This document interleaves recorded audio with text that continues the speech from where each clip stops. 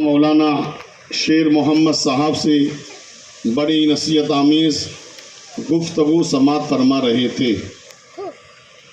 تھوڑی دیر کے لیے میں بھی آپ کی بارگاہ میں حاضر آیا ہوں۔ آپ سب جانتے ہیں کہ آج کی محفل پاک، آج کا ہمارا جمع ہونا اور آج ہمارا یہ بیٹھنا ایک بہت عظیم محفل ہے۔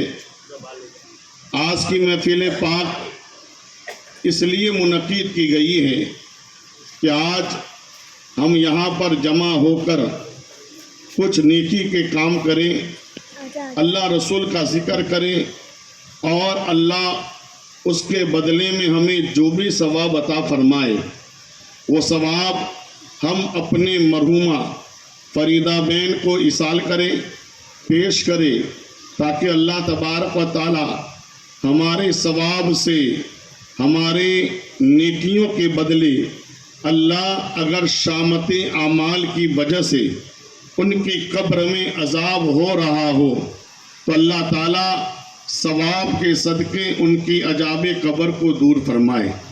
اس لیے کہ قرآن و حدیث سے یہ بات ثابت ہے کہ انسان جب تک زندہ رہتا ہے تب تک تو وہ ثواب کے کام کرتا رہتا ہے۔ مثال کے طور پر ابھی ہم زندہ ہیں اور ہمیں کامیاب ہونے کے لیے، اللہ کی بارگاہ میں مقبول ہونے کے لیے، اللہ کی بارگاہ میں پیارے بننے کے لیے، اللہ کی بارگاہ کے محبوب بننے کے لیے ہم چاہتے ہیں کہ ہم اللہ کے محبوب بن جائے، ہم چاہتے ہیں کہ ہم اللہ کا قرب پالے، ہم چاہتے ہیں کہ اللہ ہمیں اپنا قریب کر لے، ہمیں اپنا محبوب بنا لے۔ مگر سوال پیدا ہوتا ہے اللہ کا محبوب کیسے بنے؟ اللہ کا محبوب بننے کے لیے ہمیں کیا کرنا چاہیے؟ تو آپ سب جانتے ہیں کہ اللہ اپنے بندوں کو جب محبوب بنانا چاہتا ہے تو اسے صراط مستقیم پر چلنے کی توفیق دیتا ہے۔ اللہ جب کسی بندے کو اپنی بارگاہ میں مقبول کرنا چاہتا ہے تو اسے نماز کی توفیق دیتا ہے۔ اللہ جب کسی بندے کو اپنی بارگاہ کا مقبول بنانا چاہتا ہے تو اسے قرآن کی تلاوت کرنے کی میرے دوست شوق اور جذبہ عطا فرماتا ہے۔ اللہ جب کسی کو اپنا محبوب بنانا چاہتا ہے تو اسے نیکیوں کی طرف مائل کرتا ہے۔ کبھی بندہ نماز پڑھ کے خدا کا محبوب بن جاتا ہے، کبھی بندہ سجدہ کر کے خدا کا محبوب بن جاتا ہے، کبھی بندہ قرآن کی تلاوت کر کے اللہ کا محبوب بن جاتا ہے، کبھی بندہ اللہ کی بارگاہ میں صدقہ و خیرات کر کے اللہ کا مقبول بن جاتا ہے۔ مگر آپ سب جانتے ہیں بندہ کب تک نماز پڑھ سکتا ہے، بندہ کب تک روزہ رکھ سکتا ہے، بندہ کب تک قرآن کی تلاوت کر سکتا ہے، بندہ کب تک سجدہ کر سکتا ہے؟ جب تک بندہ زندہ ہوتا ہے تب تک تو بندہ نیکی کے کام کر سکتا ہے، نماز پڑھ سکتا ہے، روزہ رکھ سکتا ہے، حج کر سکتا ہے، عمرہ کر سکتا ہے، قرآن کی تلاوت کر سکتا ہے۔ مگر انسان جیسے ہی مر جاتا ہے، انتقال ہو جاتا ہے، اب وہ نہ نماز پڑھ سکتا ہے، نہ روزہ رکھ سکتا ہے، نہ حج کر سکتا ہے، نہ قرآن کی تلاوت کر سکتا ہے۔ تو اب سوال پیدا ہوتا ہے جب تک انسان زندہ ہوتا ہے وہ نیکی کر سکتا ہے، مرنے کے بعد تو نیکی کر نہیں سکتا۔ اب مرنے کے بعد اللہ اس کو کیسے اپنا محبوب بنائے؟ مرنے کے بعد وہ اللہ کی بارگاہ کا قرب کیسے پائے؟ تو میرے آقا فرماتے ہیں کہ جب کوئی زندہ، اس کا رشتہ دار، اس کا چاہنے والا، اس سے محبت کرنے والا، اس کی اولاد، اس کے پریوار والے، اس کے رشتہ دار، اس کے دوست برادر کوئی نیکی کا کام کرتے ہیں اور اللہ اس کے بدلے میں جو کرنے والے کو ثواب عطا فرماتا ہے، وہی ثواب اگر وہ مرنے والے کو پیش کر دیتا ہے تو اللہ تعالیٰ جتنا کرنے والے کو فائدہ کرتا ہے اتنا ہی مرنے والے کو بھی فائدہ عطا فرماتا ہے۔ اسی لیے ہمارے اسلاف، ہمارے بزرگوں نے یہ طریقے بنائے ہیں۔ پنچائی طرف فی الحال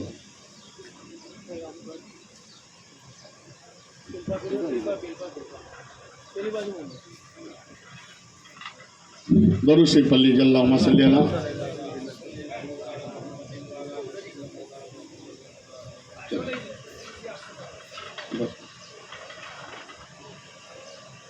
اللہ جب کسی بندے کو اپنی بارگاہ کی قربت دینا چاہتا ہے تو اسے نیکیوں کی طرف مائل کر دیتا ہے. کبھی کبھی ہماری نیکی سے ہم اللہ کی بارگاہ کے مقبول بن جاتے ہیں اور کبھی کبھی دوسرے کی نیکی سے اللہ میرے دوستو اس کو توفیق دیتا ہے اور وہی نیکی جب وہ ہم کو دے دیتا ہے تو اللہ اس نیکی کے بدلے میں اللہ ہمیں بھی اپنا مقبول بنا لیتا ہے. حدیث پاک سے یہ بات ثابت ہے. میں نے جہاں تک بزرگوں سے سنا اور کتابوں میں پڑھا، ہو سکتا ہے آپ نے بھی کبھی کسی سے سنا ہو کہ کبھی کبھی لاکھوں نیکیاں بھی ہمیں جنت میں نہیں لے جا سکتی اور کبھی کبھی ایک نیکی بھی جو اللہ کو پسند آ جائے تو ایک نیکی بھی ہمیں جنت کا مستحق بنا دیتی. دار و مدار خدا کی پسند پر ہے، دار و مدار خدا کی رضا پر ہے، دار و مدار خدا کے خوش ہونے پر ہے. اگر ہمارا اچھے سے اچھا کام ہو مگر اللہ اس سے راضی نہیں تو ہماری کوئی نیکی ہمیں جنت میں نہیں لے جا سکتی. اور اگر ہماری چھوٹی ہی نیکی کیوں نہ ہو مگر اللہ کو پسند آ جائے، اللہ اس سے راضی ہو جائے، اللہ اس کو پسند کر لے تو کبھی کبھی ہماری ایک نیکی بھی ہمیں جنت کا مستحق بنا دیتی. میں بہت لمبی چوڑی آپ کے سامنے گفتگو نہیں کروں گا، آپ لوگ پریشان نہ ہو. میں جانتا ہوں کہ ہماری زیارت کا ٹائم 2 سے 4 ہے تو انشاءاللہ میں 4 بجنے سے پہلے ہی اپنی تقریر کو ختم کرنے کی کوشش کروں گا. میرے دوستو ابھی آدھا گھنٹہ ہمارے پاس ہے، آپ مجھے برداشت کرنے کی کوشش کریں.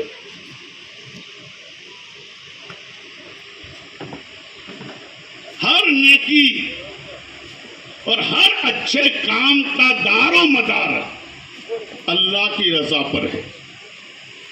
اگر ہم نماز پڑھ کے بھی خدا کو راضی نہ کر سکے، توجہ چاہیے، آپ میری طرف متوجہ دیں. بہت سارے نمازی بندے ہیں، نماز پڑھتے ہیں، ہم کو اس کا انکار نہیں ہے، مگر یہ کوئی نہیں جانتا کہ کس کی نماز سے خدا راضی ہے. بہت سارے دنیا میں حاجی ہے، ہم کو اس کا انکار نہیں ہے، مگر کوئی نہیں کہہ سکتا کہ کس کے حج سے خدا راضی ہے. بہت سارے دنیا میں قرآن پڑھنے والے ہیں مگر کوئی نہیں کہہ سکتا کہ کس کا قرآن پڑھنا خدا کو پسند ہے. نماز اسی کی قبول ہے، روزہ اسی کا قبول ہے، حج اسی کا قبول ہے، تلاوت قرآن اسی کی قبول ہے جس سے اللہ راضی ہو جائے. اگر کوئی لاکھوں حج کر لے، لاکھوں قرآن پڑھ لے، لاکھوں نمازیں پڑھ لے مگر اللہ اس سے راضی نہیں تو اس کی کوئی نماز، کوئی روزہ، کوئی حج، کوئی تلاوت اسے جنت کا مستحق نہیں بنا سکتی. مگر سوال پیدا ہوتا ہے کہ اللہ راضی کیسے ہو؟ اللہ کو ہم کیسے پتہ لگائے کہ اللہ مجھ سے راضی ہے کہ نہیں؟ اس لیے کہ اللہ کوئی دنیا میں کسی شہر میں کسی جگہ پر رہتا نہیں ہے. ہمارا خدا جگہ سے پاک ہے، وہ اور لوگوں کا خدا ہے کہ جہاں ڈھونڈو مل جاتا ہے. مگر ہمارا خدا نہ میرے دوست موسیٰ کو نظر آیا، نہ داؤد کو نظر آیا، نہ ابراہیم کو نظر آیا، نہ اسماعیل کو نظر آیا، نہ زکریا کو نظر آیا. میرے خدا کو میرے دوست نہ کسی نبی نے دیکھا، نہ کسی پیغمبر نے دیکھا، نہ کسی رسول نے دیکھا. ایک ہی آنکھ والا ہے جس نے رب کا دیدار کیا ہے اور اسی ذات کو محمد رسول اللہ کہتے ہیں. سبحان اللہ. صرف آمینہ کے لال نے خدا کو دیکھا ہے، ورنہ خدا لامقام ہے. اللہ جگہ سے پاک ہے، اللہ کا نہ کوئی گھر ہے، اللہ کی نہ کوئی دشا ہے، اللہ نہ کوئی میرے دوستو گھر میں رہتا ہے، اللہ نہ کوئی دشا میں رہتا ہے، نہ آسمانوں میں نہ زمین میں. جب کچھ بھی نہیں تھا تب بھی ہمارا خدا تھا اور ایک وقت آئے گا قرآن کہتا ہے کل من علیہ فان ویبقى وجہ ربک ذو الجلال والاکرام، ہر چیز فنا ہو جائے گی، صرف خدا کی ذات باقی رہے گی. یعنی کائنات ختم ہو جائے گی، آسمان، زمین، چاند، ستارے، سورج، انسان، جنات سب ختم ہو جائیں گے، کچھ بھی نہیں بچے گا، صرف خدا کی ذات. یعنی کچھ بھی نہیں ہوگا تب بھی خدا ہوگا، اور کچھ نہیں تھا تب بھی خدا تھا.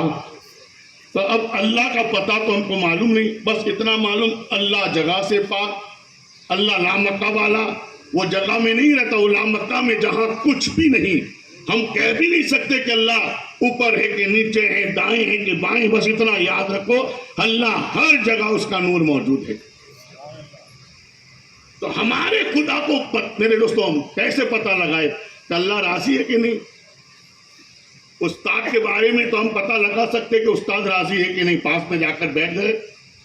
ماں باپ کے بارے میں تو ہم پتہ لگا سکتے ہیں کہ ماں باپ راضی ہے کہ نہیں. امام کے بارے میں تو ہم پتہ لگا سکتے ہیں کہ امام راضی ہے کہ نہیں.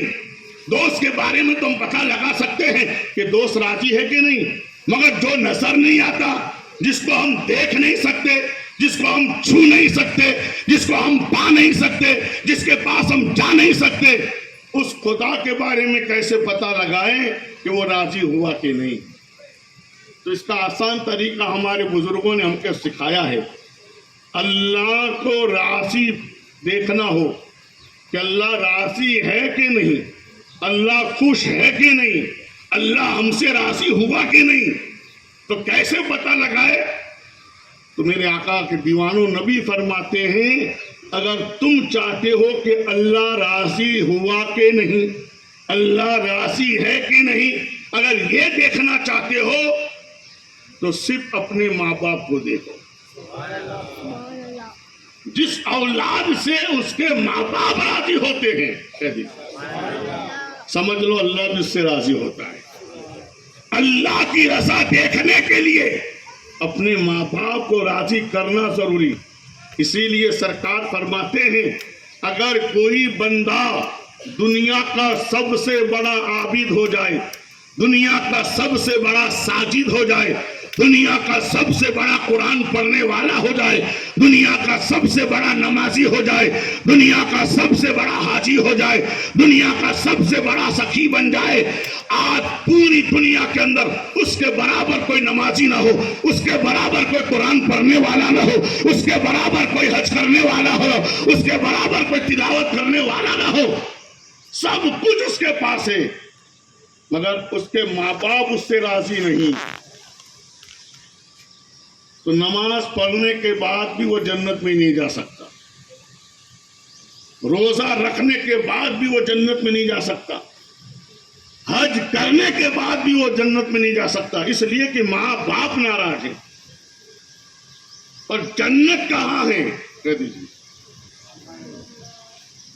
جنت کہاں ہے؟ جس جنت کے لیے آپ نماز پڑھتے ہو نا، جس جنت کے لیے آپ روزے رکھتے ہو، جس جنت کے لیے آپ قرآن کی تلاوت کرتے ہو، جس جنت کے لیے آپ میرے دوستو حج پر حج، عمرہ کے عمرہ کرتے ہیں. آپ تو ایک فیشن چلی ہے عمرہ کی، ہر سال لوگ عمرہ کرنے جاتے ہیں، ہر مہینہ لوگ عمرہ کرنے جاتے ہیں، اور لوگوں کو کہتے ہیں میں نے اتنا عمرہ کیا، میں نے اتنا عمرہ کیا. سن لے، اگر تو 1000 بار بھی عمرہ کرنے جائے مگر تیرے پڑوس میں تیرا بھائی بھوکا ہے تو تیرا عمرہ خدا کو راضی نہیں کر سکتا ہے. 1000 عمرہ کر لینا یہ کمال نہیں ہے، کسی غریب کی زندگی کو بسا دینا یہی کمال ہے. دیکھا گیا سگا بھائی، سگی بہن، پڑوسی، اڑوسی، پڑوسی میرے دوستو تنگ دستی کی زندگی گزارتے، بھوک اور پیاس کی زندگی گزارتے، اور ہمارا بھائی روزانہ ہر روز ہر مہینہ عمرہ کی ٹرپ پر جا رہا ہے، سمجھتا ہے بہت بڑا کام کیا، بہت بڑا عمرہ. بلکہ حج زندگی میں ایک بار فرض ہے. کتنی بار؟ بڑے سے بڑا مالدار ہو اس پر بھی زندگی میں ایک بار حج فرض ہے. اگر صاحب استطاعت نے حج نہیں کیا تو اس کو قیامت میں پوچھا جائے گا کہ فرض تھا تو تو نے کیوں نہیں کیا. اللہ یہ نہیں پوچھے گا کہ تو نے 10 عمرہ کیوں نہیں کی، 50 عمرہ کیوں نہیں کی. مگر تیری پڑوس میں، تیرے رشتہ دار میں، تیرے گھر میں میرے دوست اگر کوئی بھوکا رہ گیا تو خدا کل قیامت کے دن ضرور تجھے پوچھے گا کہ میں نے تجھے دولت دی تھی، بتا دولت ہونے کے بعد بھی تو نے اپنے پڑوسی کا خیال کیوں نہیں کیا، اپنے رشتہ داروں کا خیال کیوں نہیں کیا، اپنی بھائی بہن کا خیال کیوں نہیں کیا؟ تو میرے دوستو بات یہ بتانا چاہتا ہوں، اللہ ہمیں جنت دینا چاہتا ہے، مگر سوال پیدا ہوتا ہے جنت ہے کہاں؟ جنت ہے کہاں؟ تو آپ سب جانتے ہیں کہ جنت میرے دوستو سدرۃ المنتہا کے قریب ہے۔ کیا ہے؟ سدرۃ المنتہا کے قریب ہے۔ اب سدرۃ المنتہا کہاں ہے؟ تو آپ سب جانتے ہیں کہ جہاں جبریل امی رہتے ہیں، کہہ دیجیے۔ اور جبریل کون ہے؟ یہ وہی فرشتہ ہے جو خدا کا پیغام نبیوں تک پہنچاتا ہے، جو اللہ کی باتیں نبیوں تک لاتا ہے، اللہ کا پیغام نبیوں تک پہنچاتا ہے، اسے جبریل امی کہتے ہیں۔ اور یہ سارے فرشتوں کا بادشاہ ہے، یہ سارے فرشتوں کا سردار ہے، یہ سارے فرشتوں کا میرے دوستو سید ہے، سید الملائکہ کہتے ہیں۔ وہ کہاں رہتا ہے؟ سدرۃ المنتہا۔ اور سدرۃ المنتہا کہاں ہے؟ ساتوں آسمان کے اوپر، وہ آخری اسٹیشن ہے، وہاں سے کوئی آگے نہیں جا سکتا۔ جب معراج کی رات ہمارے مصطفیٰ سدرۃ المنتہا پر پہنچے تو جبریل وہاں ٹھہر گئے۔ نبی نے کہا اے جبریل، تو پہلے آسمان میں، دوسرے آسمان میں، تیسرے آسمان میں، ہر جگہ ساتھ تھا، اب سدرہ آ گیا تو ٹھہر کیوں گیا؟ آگے بھی چل میرے ساتھ۔ تو نبی سے حضرت جبریل کہنے لگے یا رسول اللہ، جہاں تک میری حد تھی، جہاں تک میری طاقت تھی، جہاں تک میری پرواز تھی، جہاں تک میرا پاور تھا، اور جہاں تک میں پہنچ سکتا تھا وہاں تک میں پہنچ گیا۔ اب یہاں سے آگے جانے کی ہمت میرے اندر نہیں، اس لیے کہ اگر ایک بال کے برابر بھی آگے بڑھ گیا تو نور کی تجلی سے میں جل کر راکھ ہو جاؤں گا، وہاں سے کوئی آگے نہیں جا سکتا۔ اب بتاؤ، جب جبریل امی وہاں سے آگے نہیں جا سکے تو دوسرے کی بات کیا کرے؟ تو لاسٹ اسٹیشن ہے، جگہ کا لاسٹ اسٹیشن، اس کے بعد لامکہ کا سفر شروع ہوتا ہے، لامکہ کا سفر، پھر وہاں سے کوئی جگہ نہیں، بس اللہ ہی اللہ۔ اسی لیے اعلیٰ حضرت کہتے ہیں حجاب اٹھنے میں لاکھوں پردے، ہر ایک پردے میں لاکھوں جلوے، عجب گڑی تھی کہ وصل و فرقت جنم کے بچھڑے گلے ملے۔ تو یہ سدرۃ المنتہا لاسٹ اسٹیشن ہے۔ اور میرے دوستو علماء کرام فرماتے ہیں سدرۃ المنتہا کے بالکل مقابل میں جنت ہے۔ ادھر سدرۃ المنتہا ہے اور اس کے بالکل مقابل میں اللہ نے جنت بنائی۔ اب اندازہ لگا کتنی اونچی جنت ہے، کتنی بلندی پر جنت ہے، ساتوں آسمان سے اونچی جنت۔ مگر جب نبی سے پوچھا گیا یا رسول اللہ صلی اللہ تعالی علیہ وسلم ماں کا مقام کیا ہے، تو نبی فرماتے ماں کے قدموں میں جنت ہے۔ اب ماں کی شان سنیے، ماں کے قدموں میں، ماں کے سر پر جنت نہیں کہا، یعنی سب سے بلند جنت جو نماز کا بدلہ، روزے کا بدلہ، سجدوں کا بدلہ، عبادت کا بدلہ، بندگی کا بدلہ، تلاوت کا بدلہ، ریاست کا بندہ، صداقت کا بدلہ، عدالت کا بدلہ، سخاوت کا بدلہ، شجاعت کا بدلہ، سیادت کا بدلہ، امامت کا بدلہ، نیکی کا بدلہ، یعنی تو جتنی بھی نیکیاں کرے سب کے بدلے میں جنت۔ مگر پوچھا گیا جنت کا پتہ کیا، جنت کہاں ہے، تو مصطفیٰ کہتے ہیں جنت تو ماں کے قدموں میں ہے۔ یعنی کوئی نماز پڑھ کے بھی ماں کو خوش نہ کرے تو جنتی نہیں، کوئی روزہ رکھنے کے بعد بھی ماں کو ناراض کر دے تو جنتی نہیں، اس لیے کہ جنت تو ماں کے قدم میں ہے۔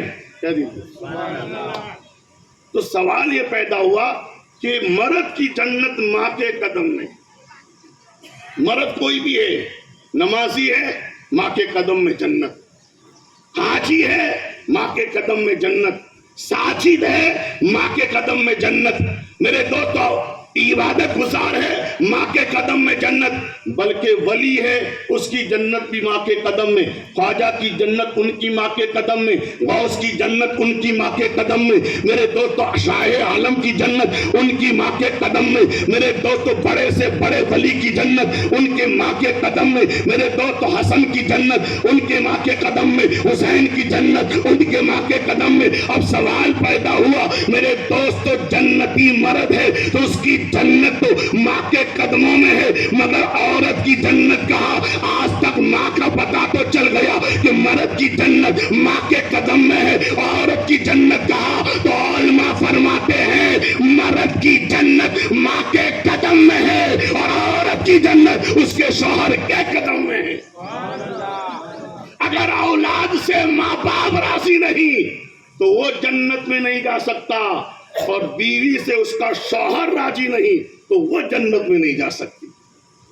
اب جس عورت کو یہ دیکھنا ہو کہ میں جنتی ہوں کہ نہیں تو دیکھے شوہر راضی ہے کہ نہیں، شوہر خوش ہے کہ نہیں، شوہر مجھ سے راضی ہے کہ نہیں۔ اور میرے دوستو مرحومہ کے بارے میں ہم نے سنا کہ جب انتقال ہوا، جس وقت ملک الموت حضرت اسرائیل روح نکالنے والا فرشتہ اپنی جماعت کے ساتھ، فرشتوں کے ساتھ جب فریدہ کی روح نکالنے آیا تھا تو میرا ایمان کہتا ہے، میرا عقیدہ کہتا ہے، لوگوں نے مجھے بتایا، گھر والوں نے بتایا، فریدہ اس وقت سجدے میں نہیں تھی، فریدہ اس وقت نماز میں نہیں تھی، فریدہ اس وقت قرآن کی تلاوت نہیں کرتی تھی۔ کوئی کہتا ہے فلاں نصیب والا ہے کہ سجدے میں موت آئی، کوئی کہتا ہے فلاں نصیب والا ہے حج کرتے کرتے موت آئی، فلاں نصیب والا ہے کہ قرآن کی تلاوت کرتے کرتے موت آئی۔ ہم اسے نصیب والا کہتے ہیں جو سجدے کی حالت میں مرے، ہم نصیب والا کہتے ہیں جو قرآن پڑھتے مرے، ہم نصیب والا کہتے ہیں جو حج کرتے کرتے مرے۔ مگر حاجی میرے دوست کو گارنٹی نہیں کہ اس کو جنت ملے کہ نہ ملے، کیا پتا؟ حاجی تو ہے ماں باپ راضی نہیں، نمازی تو ہے ماں باپ راضی نہیں، مگر عورت کی جنت شوہر کی سرجا میں چھپی ہوئی ہے۔ اور بتایا جا رہا ہے جب ملک الموت روح نکالنے کے لیے آئی تھی تو فریدہ اپنے شوہر کی خدمت کر رہی تھی۔ بتایا جاتا ہے پیر دبا رہی تھی یا پیر میں مالش کر رہی تھی، مگر کیوں کر رہی تھی؟ تاکہ شوہر کو آرام ملے، شوہر کو سکون ملے، شوہر کو چین کی نیند آئے، شوہر اطمینان سے آرام کرے۔ اب جب فرشتے روح نکالنے کے لیے آئے تو میرے دوستو فرشتوں نے دیکھا، ذرا اس کو دیکھو تو صحیح کیا کر رہی ہے، کہ اپنے شوہر کی خدمت کر رہی ہے۔ اور نیک بیوی ہی شوہر کی خدمت کرتی ہے۔ الگ بات ہے کہ آج ایجوکیٹر کچھ پڑھی لکھی لڑکیاں ہیں نا، وہ شوہر کے مقام کو نہیں سمجھ سکتی، وہ تو یہی سمجھتی میں ایجوکیٹر ہوں، یہ تو رکشہ چلانے والا ہے، یہ تو لاڑی چلانے والا ہے، یہ تو مزدوری کرنے والا ہے، اس کا کیا مقام؟ میں ایجوکیٹر ہوں، میں تو یہاں جا سکتی ہوں، وہاں جا سکتی ہوں۔ میرے دوستو شوہر رکشہ چلانے والا ہو، شوہر لاڑی چلانے والا ہو، شوہر مزدوری کرنے والا ہو، مگر عورت کی جنت اس کی رضا میں چھپی ہوئی ہے۔ اگر مزدور بھی شوہر ہے اور بیوی سے راضی نہیں تو اور نماز پڑھ کے بھی جنت میں نہ سکے۔ اسی لیے کتابوں میں لکھا ہے ایک مرتبہ ہمارے آقا مدینے کے تاجدار، دونوں جہاں کے مالک و مختار جناب احمد مصطفیٰ محمد عربی روح فدا صلی اللہ تعالیٰ علیہ وسلم میرے دوست جلوہ فرما تھے، اور صحابہ کرام بھی بیٹھے ہوئے تھے۔ قربان جاؤ اس محفل پاک میں ایک طرف صدیق اکبر نظر آ رہے، ایک طرف فاروق اعظم نظر آ رہے، ایک طرف عثمان و علی نظر آ رہے۔ کتنی مقدس محفل ہوگی۔ منائن کرنے والا بیان کرتا ہے کہ صحابہ کی چرمٹ میں مصطفیٰ جان رحمت ایسے نظر آتے تھے جیسے ستاروں کے بیچ میں 14ویں کا چاند نظر آ رہا ہو۔ سرکار جلوہ فرماتے ایک صحابی پریشان گھبرایا ہوا دوڑتے نبی کی بارگاہ میں آیا اور کہنے لگا یا رسول اللہ صلی اللہ تعالی علیہ وسلم، میرا اونٹ پاگل ہو گیا ہے، میرا اونٹ گانڈا ہو گیا ہے، میرا اونٹ دیوانہ ہو گیا ہے، وہ جسے دیکھتا ہے کاٹتا ہے، جسے دیکھتا ہے مارتا ہے، جس کو دیکھتا ہے کاٹ دیتا ہے، گراتا ہے، بھگاتا ہے۔ وہ کسی کے قبضے میں نہیں آتا. سرکار کرم کر دیجئے, آپ ذرا چلیے اور میرے اونٹ پر اپنی نظر ڈال دیجئے تاکہ اونٹ کی یہ بیماری دور ہو جائے, اونٹ کا پاگل پن دور ہو جائے اور اونٹ پر ہم قبضہ پا لیں, اونٹ کو ہم قابو میں لے لیں. یعنی صحابی کا بھی ایمان ہے کہ نبی پاگلوں پر بھی اپنا حکم چلا سکتے ہیں. صحابہ کا یہ ایمان ہے کہ نبی پاگلوں کو بھی شفا دے دیتے ہیں. ہمارے نبی کی یہ شان ہے کہ جانور کو بھی اپنے قابو میں کر سکتے ہیں. ارے جس کے اشارے سے چاند ٹکڑے ہو جائے, جس کے اشارے سے ڈوبا سورج پلٹ آئے, اس کے اشارے سے اونٹ سیدھا نہیں ہو سکتا ہے. جیسے ہی صحابی نے کہا, میرے آقا نے بھی یہ نہیں فرمایا کہ اونٹ پاگل ہو گیا ہے تو ڈاکٹر پاس لے جا, حکیم کے پاس لے جا, طبیب کے پاس لے جا, میرے پاس کیا آیا ہے, میں کیا کر سکتا ہوں. میرے نبی نے نہیں کہا کہ میں کیا کر سکتا ہوں, بلکہ کہا چلو دیکھ لیتے ہیں. سرکار کھڑے ہوئے, جیسے ہی سرکار کھڑے ہوئے صحابہ بھی ساتھ میں ہوئے. کہا کہاں اونٹ ہے؟ صحابی نے کہہ دیا یا رسول اللہ صلی اللہ علیہ وسلم فلاں جگہ پر, فلاں باغ میں, فلاں کھیت میں ہے.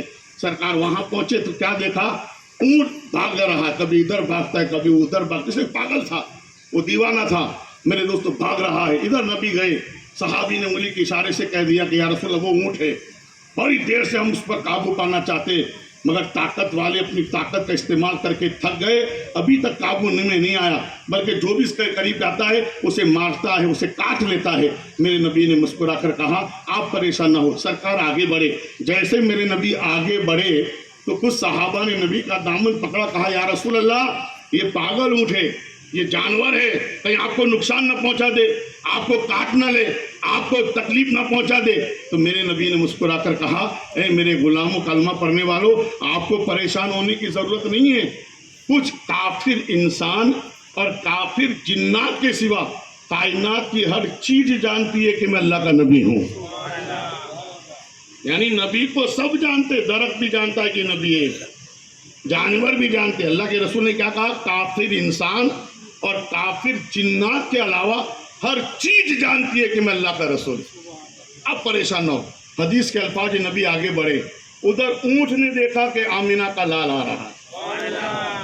مصطفیٰ جان رحمت کو جب دیکھا, وہ اونٹ جو لوگوں کو دیکھ کر مارنے کے لیے, کاٹنے کے لیے دوڑتا تھا, جیسے ہی مصطفیٰ کو دیکھا, آمینہ کے لال کو دیکھا, مدینے کے تاجدار کو دیکھا, اب اس کی حالت بدل گئی. اب وہ دوڑتا نہیں ہے, وہ بھاگتا نہیں ہے, بلکہ ادب سے چل کر نبی کی طرف آ رہا ہے. کہہ دیں ادب سے چل کر نبی کی بارگاہ میں آ رہا ہے. ادھر نبی آگے بڑھے, ادھر اونٹ آئے. میرے دوستو جب بالکل قریب ہوئے تو صحابہ کہتے ہم نے دیکھا کہ وہ پاگل اونٹ نے نبی کے آگے آ کر اپنا سر جھکا دیا, اپنے سر کو سجدے میں رکھ دیا.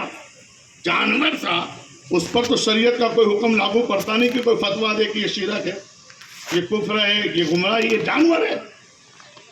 مگر جب صحابہ نے دیکھا, ابو بکر, فاروق اعظم, عثمان, علی نے دیکھا, تو نبی سے کہا یا رسول اللہ صلی اللہ علیہ وسلم جب آپ کو جانور سجدہ کر سکتے ہیں تو سجدے کے حقدار تو ہم بھی زیادہ ہیں, ہم کو اجازت دو کہ ہم بھی آپ کو سجدہ کریں.